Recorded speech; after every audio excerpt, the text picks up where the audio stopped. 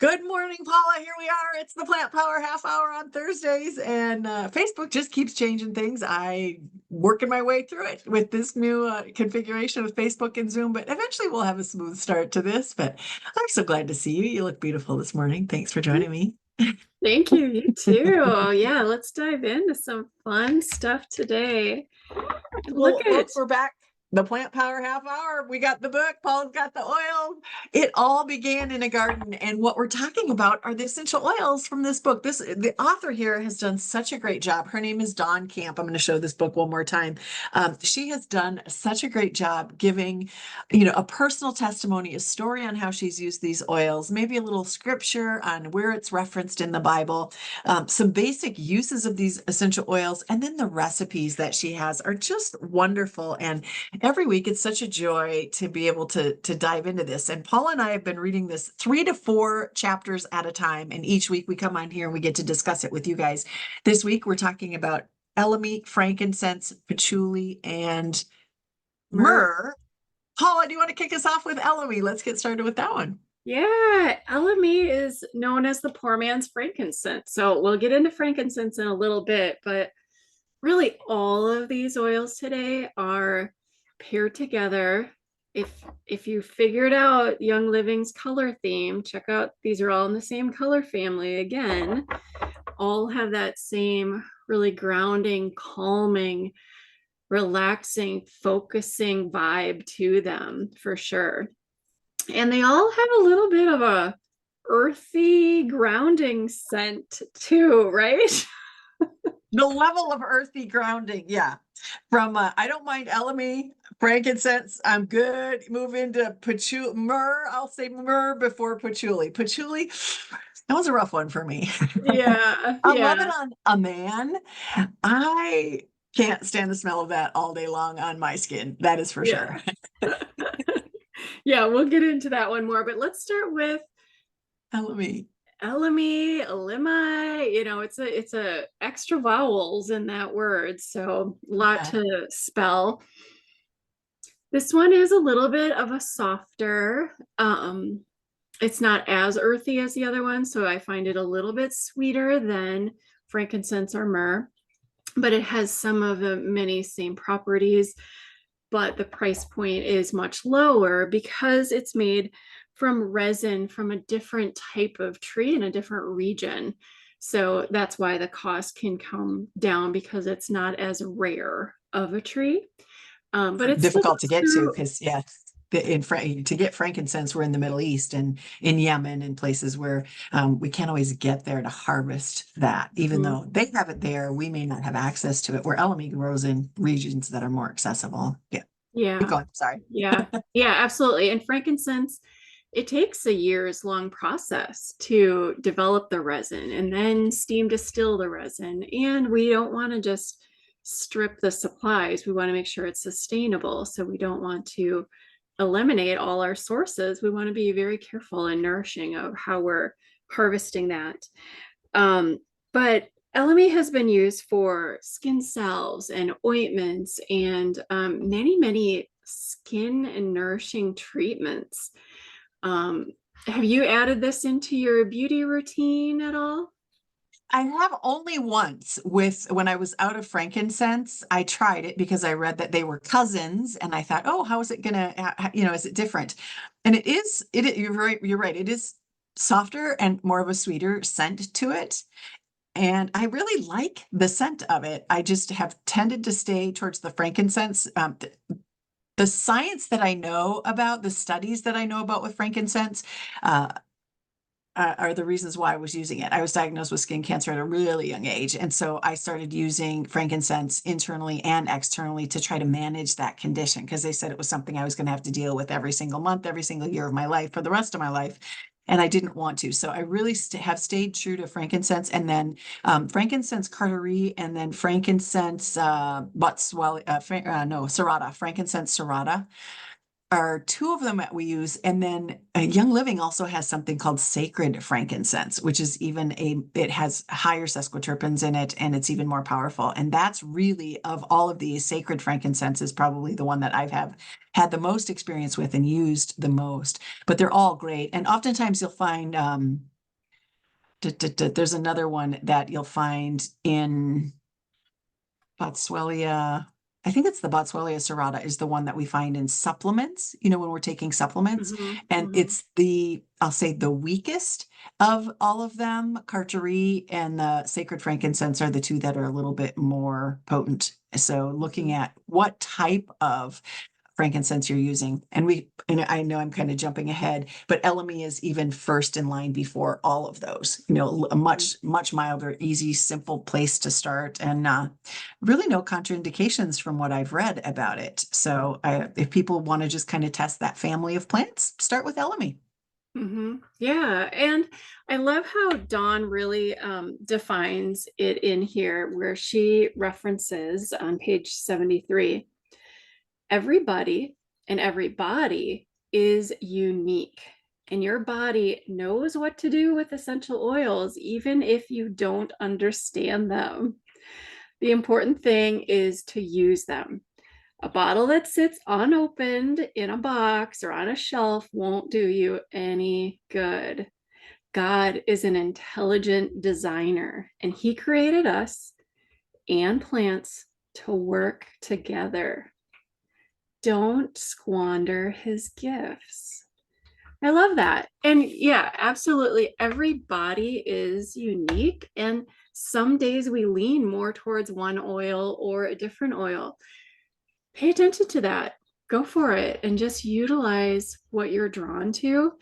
Be curious about the ones that you're not drawn to. You may need those as well, but mix it up. Have that variety. Using the same oil every day is like eating the same vegetable every day.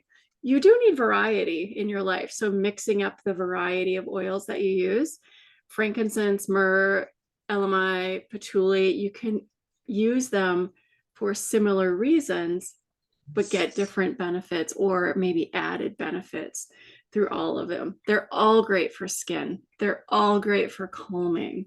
They're all great for relaxing and grounding. They're all great for prayer and spiritual connection. But figure out which one's the best one for you. You picked your favorite phrase, and the one that I highlighted was, do you realize Frank Sinatra couldn't read music? Neither could Paul McCartney or any of the Beatles for that matter. We don't have to know everything there is to know about essential oils. You don't need to nerd out and actually read scientific studies like I do, but use the oils. I think that's what we're getting at, is that your body is different. And oftentimes when we do consultations, or I shouldn't speak for Paula, but when I do consultations, I have a big, huge case that has, quite a few oils in there, probably 100 some, maybe close to 200 oils in the case. And I have people close their eyes and just put their hands over that and kind of see what area of that case you're drawn to, and then reduce it to one hand and put it over that, and then actually pick an oil out of the case without seeing it, because oils have a vibration. They have an energy about them, and so do we. And oftentimes we can be drawn to what it is that we need most if we can get out of our head and just let our body connect with that energetic vibration of those oils. Pick it, smell it, see if it fits for you. Usually I have people pick 3 oils from a grouping, and you don't need 200 oils to do this. Put all of your oils on a tray, a beautiful tray, and set them there, and then close your eyes. Put your hands over it and pick 3 oils out. Smell them one at a time, and then put all 3 of them together and smell them. See if something resonates with you. That might be a great way for you to start using any of these oils that we're talking about. I love that. And you did do that for me a couple of years ago, and I forgot about that. I'm definitely more in my head of, okay, what do I need? This equals that, versus just going with your gut and going with your intuition and just going what your body is drawn to and leaning into that a little bit more. And it was fascinating to watch you do that with people, because they would pick a product and you would then define what that item was good for. And they're like, oh my gosh, I'm going through that. And it was just right on every single time. It was fascinating to see. So thank you for bringing that up again. What a simple way to figure it out and not get stuck in your head and trying to calculate, oh, what do I need? Or what should I research today? Keeping it simple is often better because then we'll actually use it or do something with the oils, right? Create that roadblock for ourselves, not knowing which one do I use, and having to do the research and get out the big books and look all that stuff up.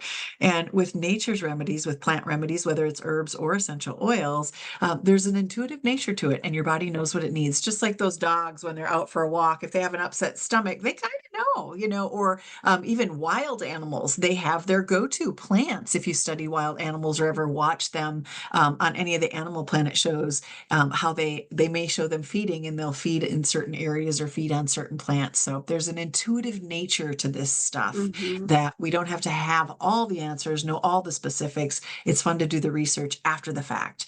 And if you're unsure, pick the oils and look them up and see what it says about them and make sure that you're comfortable with it. Don't just apply it or start consuming it, but maybe do it in the opposite order of what we've been doing it. Research it, then go find it. Let your intuitive nature step forward. Yeah. Mm-hmm. Mm-hmm. Beautiful. So the first way that I tend to use these is topically because it's fastest. I can grab the bottle, I can just put, a drop in my hand, let it fall out, activate it by circling it a couple of times and using my scent tent to breathe it in a few deep breaths. And then whatever's left of it, I'm either running through the ends of my hair because your hair is like an instant diffuser. I'm going to retain that for a while, or I'm rubbing it across the back of my neck and my shoulders. Because I only want one drop, but I always end up with two or three as it's coming out. But then I'm smelling it, then I'm getting it aromatically, but I'm also getting it topically. So that's my like fast, easy, instant, like I need something right now, or I just have a second and I'm going to grab it and do that. Yeah. Frankincense, elemi, myrrh, patchouli, these are all ones that could be part of your evening routine as well.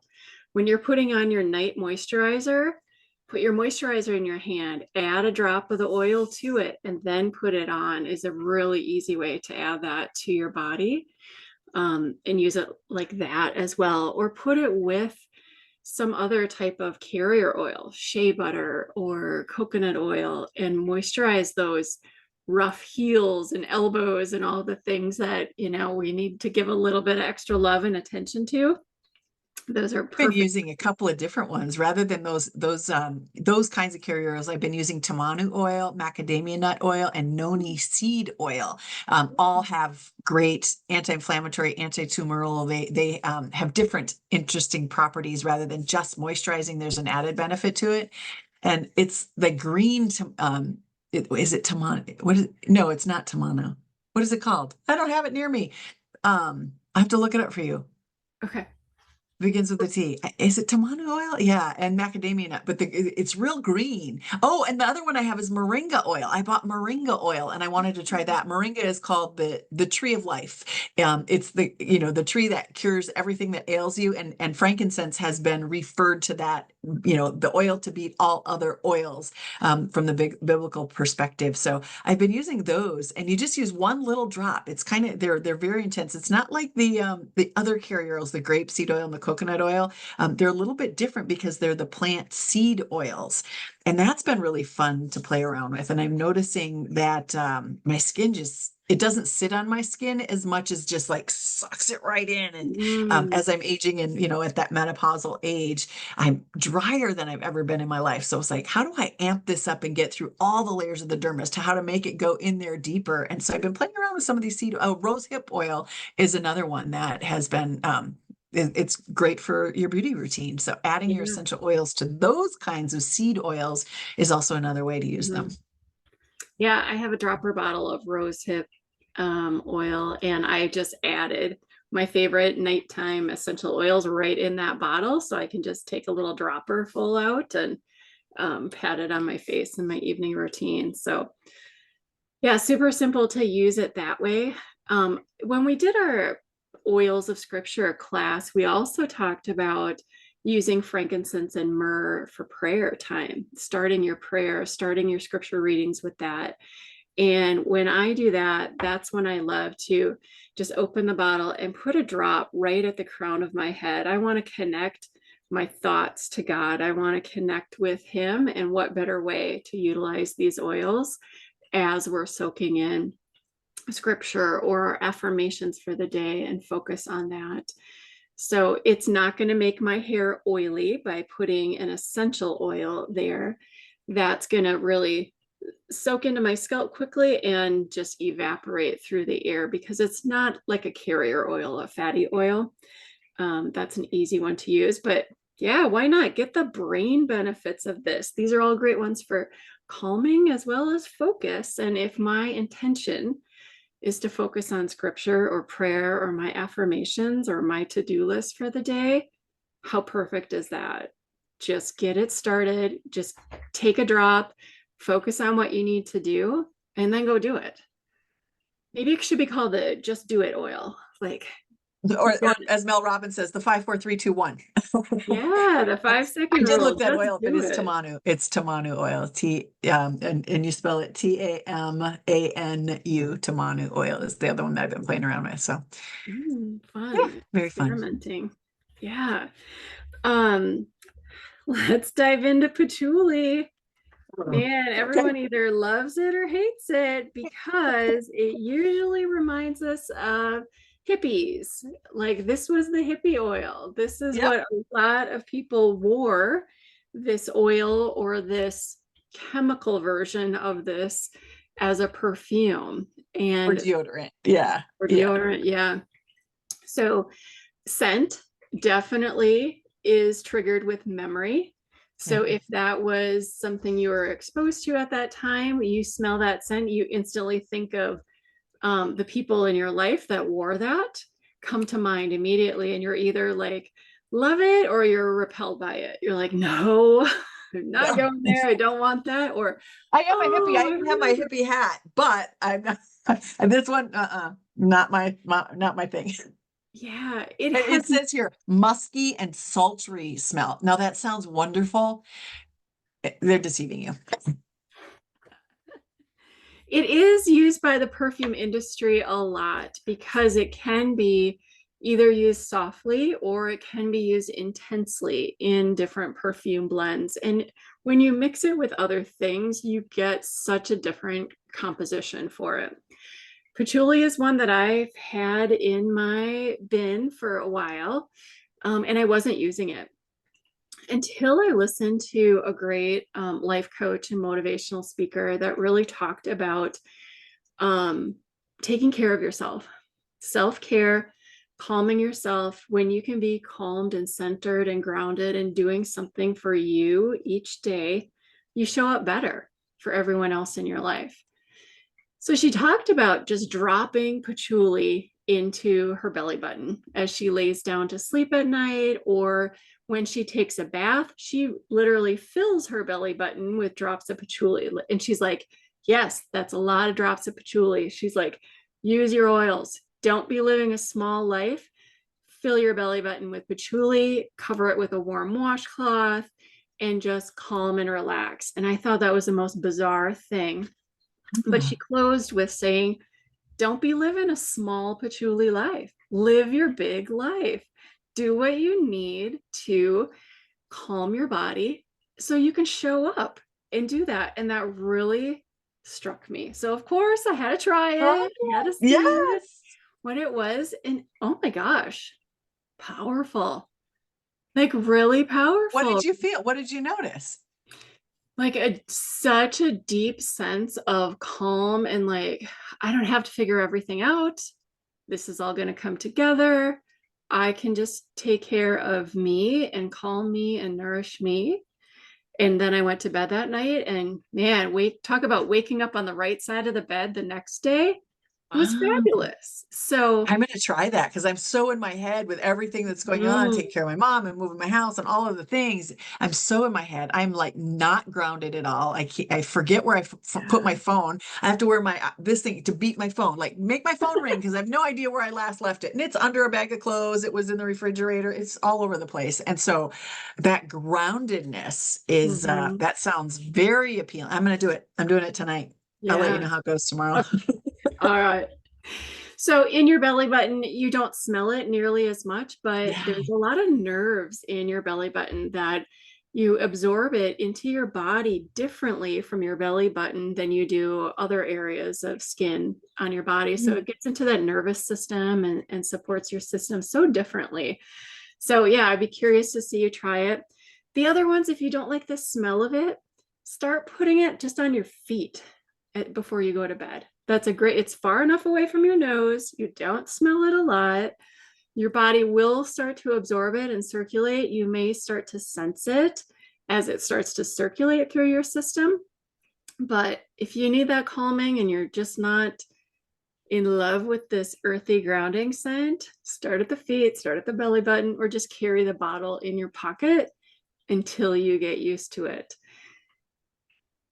Patchouli Diffusing. is actually an aphrodisiac too, Yeah. for the man in your life. Oftentimes men are drawn to this. So if you do want to use it, in that sense, you might want to add it to a little body lotion and apply it to you very subtly. And you may notice a difference in the man in your life, from the man in your life. And maybe it might stimulate some things, get some things moving for you. But also they love to wear it. You'll find patchouli in a lot of men's deodorants, aftershaves, beard oil, or different types of men's products. So when we're trying to get our husbands or significant others, boyfriends, to use essential oils because of the benefits of it, try to cater to what scents they might like. I'm not. I think I told you the one time when I wash clothes and I used geranium to scent my homemade laundry soap, and my husband was wearing the geranium scent and didn't really like it. So, we want to cater to everybody in the family. So there are certain scents, especially those citrus scents that kids are really, really drawn to, but men like those muskier, deeper, rich, earthy, grounding scents. And all of these oils today would fit into that category. Yeah. And then the last category to chat about is diffusing. So if you want to put any of these in your diffuser, that's going to benefit anyone that's in your home, not just you. Topically benefits you or people close enough to smell you as a human diffuser, but putting them in your diffuser is also going to set the energy for your room, but all the people that come in and out of your office or your spaces by themselves, these might be a little too earthy, too much. So adding something to it like orange is my first go-to always. Orange, citrus fresh, lavender with it. But experiment and find a variety of things that are a good combination. These are calming, grounding. Maybe something that's citrusy, that's uplifting or bright or light notes to combine with these always makes for a great combination. Any other comments on frankincense? I don't think I mentioned, I said the sacred frankincense is what Young Living calls it, but it's called Boswellia sacra, Sacre is the Latin name for that one. And that's kind of my go-to. And then Tartary, Ferraria, something like that. Those are the three that oftentimes you find in essential oils. And then Boswellia serrata is the one that you find when supplements are infused with frankincense. It's usually Boswellia serrata. So take a look at that. And there's different degrees of intensity. So Yeah, and frankincense has often been used, like you said, in some of the supplement formulas, but also really easy to take internally too. Just getting the empty veggie capsules, filling it with a few drops of frankincense or whatever oils you're wanting to focus on for your body's health, and being able to just take those with some food for a meal and get your body benefiting in a whole nother layer of ways. when it's in a capsule, you don't have to taste it. So it's I much just put it easier. under my tongue. I would just put one drop underneath my tongue. I did it for, lots and lots of years, long time ago. Not so much recently. I've been able to manage that condition. So I haven't been using it as often internally. And it's expensive. The Botticelli sacra is a little bit more expensive, but totally worth it if you're trying to address some things. Mm-hmm. Yeah. Yeah. Awesome. So many great ways to use these. We Yeah. love answering questions. So reach out, let us know if you have other questions or ideas or want to know more. You know us, we like to read about it, research it, and share it. So if we haven't tapped into the question that you have, we'd love to figure it out and help you sort through that or find the resources for that as well. The last oil that we had mentioned was myrrh. And what I'm fondly familiar with myrrh is it is one of the most powerful antivirals. There's a tremendous amount of research done on myrrh. Again, it's one of those three gifts that were given to baby Jesus for a reason. Myrrh can be used during the birthing process, after the birthing process, around the umbilical cord, in healing, to support a healthy healing process after you have wounds. It's great for wound care. There's so many different ways to use this in the realm of first aid, and that's where I've used it the most is in that arena. Again, it's very rich. It has to me, it has a similar scent to the patchouli.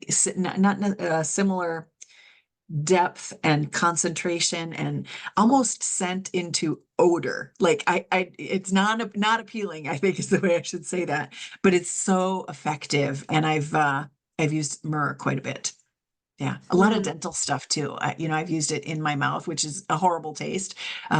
But I go to a holistic dentist, so I had trauma to my front four teeth when I was a little kid, so I've had to have work done on those over the years. And so myrrh and clove are the two essential oils that I've used, kind of to numb the areas where the dentist's working, so I don't have to use some of the chemicals or the injections to make numbing happen. So myrrh and clove have been big in my life for dental work. So how about you, myrrh? How do you use it? Um, Really just as a skin support for whatever's going on. Yeah. But have you ever had your myrrh bottle get stuck shut? Yes. I poured it all over me. I had like a whole myrrh bath. I thought it was Cleopatra because this was one of her beauty oils. I pulled it off and it stuck to it. Yes, it stuck to it. But I was holding it at an angle and it just sprayed me. Yeah. Mhm, mhm. That So was a it often gets mistake. stuck because it is that thick oil. So what you can do is put a drop of carrier oil around the Yeah. threads of the bottle or in the threads of the cap so that you can, one, get that reducer cap back on the top of your bottle so you're not dumping it all out. But then it helps so that it doesn't get stuck again. I've had ones where I've had to like take a wrench to try to get this cap off and just literally destroyed the cap. Same thing with patchouli, it can be very thick as well. So just a drop inside the threads of the cap just help keep it loosened up so that you can get at it a little bit more easily. And be patient when you're ready to drop an oil drop out of these. It takes a little bit longer to get myrrh or patchouli or our vanilla out of the bottle because they have that thick viscosity. Yeah. Perfect. Final thoughts on any of these? Just do it. Just Let's use do them it. and then go do the thing that you need to focus on. Yeah. There's so many stories. So many people who use oils can tell you their stories, how they've used them. So we would encourage you to create your own stories, have your own experiences. Try it. If there's something coming up and you don't know what to do or how to use it, like Paula said, you can direct message us personally. You can post it in the thread on any of the shows that you see, and we'll be notified of it. We'd be happy to come alongside you, support you on your journey with wellness and using these essential oils. We want you to have them in your hands, on your body, smelling them, putting them in your home and in your air, because we know that you're going to get the benefits from it just by using it. And we want you to do that. All right, everybody. I think we have another week next week. Do you know what oils we're talking about next week? Next week would be Ooh, I got it. hyssop, helichrysum, valerian, and vetiver. Vetiver is another one of those very rich, deep, earthy, fragrant oils. But I do use it. I do use it. And I'll tell you next week exactly how I do use it. So come on back next week, everybody. Thanks so much for being with us. I'm speaking for Paula Johnson and myself, Lisa Mosbey. We love having you here. It's the joy of our week to be able to get to do this. And even if we have fun and we have technical difficulties, we still show up. We still want to be here to support you. So keep listening, keep watching, and we'll keep preparing a weekly show for you. Thanks, everybody. Bye.